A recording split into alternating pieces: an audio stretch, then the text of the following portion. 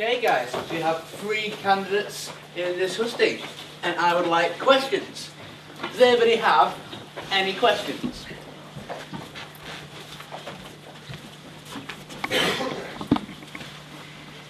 Some people hold a very deep scepticism about welfare.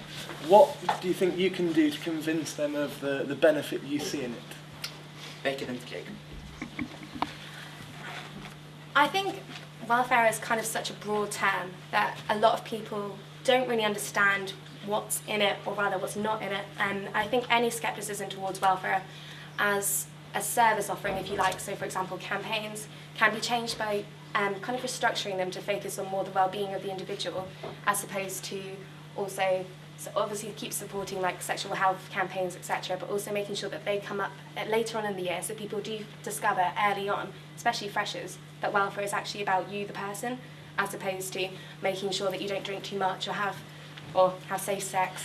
And also I think in terms of it as, say, college reps, for example, I know a lot of people have a lot of scepticism towards students acting as a support service for other students. But I think it's just making sure that people do understand the professionalism and the wide training that we have, and also making sure that welfare officers keep their boundaries together. I think there's an element in which I wouldn't try to persuade anybody. At the end of the day, I think the point of welfare is that the information, the services are available to those who wish to use them, and so obviously one of the jobs is to make sure that everybody knows what's available to them, but at the same time campaigns etc. aren't too much in their face. I think that at the end of the day I wouldn't want to ever try and force someone to like justify what I've done. I haven't wanted to do that at a college level, and I don't think I want to ask anyone to do it at a university level. I think also one thing to remember with welfare is lots of the people who really benefit from welfare are people who have come to welfare in confidence. And so they're people who are not going to stand up and say, oh, I went to them with this issue and they were absolutely amazing. It's perhaps different in that sense to something, for example, at a college level like entertainment, where people are much happier to admit when they've been amazed by its services and how it's helped them. I think that it's absolutely essential to raise awareness of welfare and the welfare services that are actually in place, be it at college or university level. But I think also the scepticism does stem from the fact that our campaigns, or a couple of them, could be seen as being quite mothering, especially sort of Shag Week and the focus on sort of STIs and having safe sex, or even Alcohol Awareness Week. And I think that obviously you have to be very careful in how you convey the information. And yeah, the campaigns have to be relevant to students and useful, but obviously we've got to bear in mind that we are dealing with people who are mostly over the age of 18 and who, you hope know what they're doing. But I mean, I did spend a lot of time in my Hust and my manifesto sort of saying that you do need to introduce students to the fact that welfare does cover a very broad range of issues. It's not just condoms, it is actually a whole range of other services as well. Excellent. Can I take in the red, please? In which ways would you seek to get feedback from the students about education and welfare issues? Can we start with please, and cake? I think first and foremost, as you would, obviously you'd have to raise the awareness of the position amongst the students. But you've obviously got to bear in mind that the main point of contact that the students have are their own JCR officers. So it's actually using the system that's already in place and actually sort of really communicating very much so with the committees of JCR officers and trying to get as much feedback from them as possible. Another way of doing it obviously is via the anonymous online system that I suggested.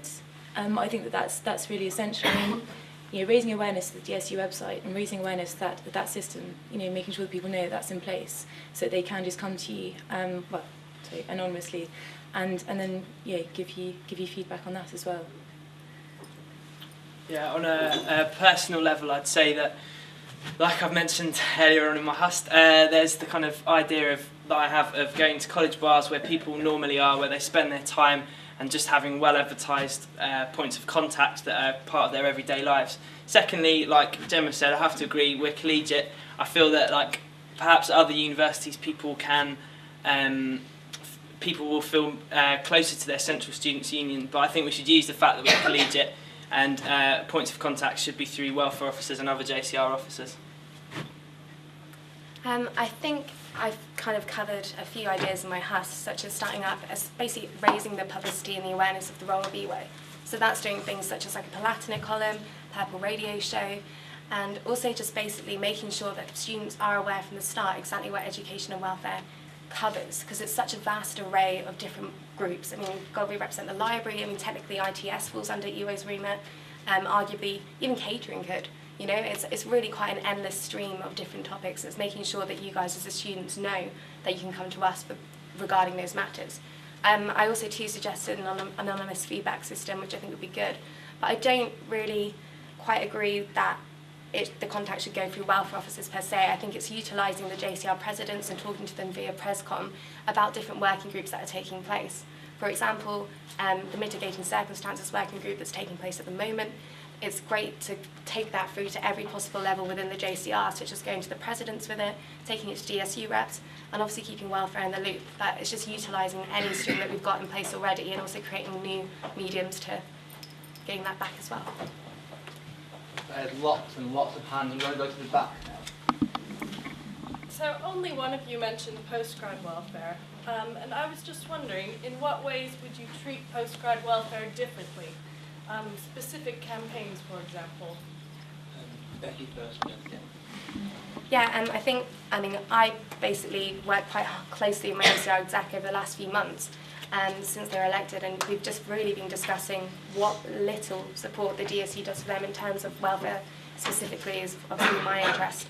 I think establishing a new committee would be a good first start to make sure that, and hopefully if that took place before the new intakes came in next year, then we could gain the experiences of the current MCR students and what they think would be useful. I mean, ideas that I think would work quite well. I did if you like, a JCR, MCR alcohol awareness formal, and so we shared information, we shared the event, and that worked well. But I think, you know, that's more of a JCR suited campaign primarily, not that it's not useful for the MCR students. I think to do with healthy eating would be fantastic.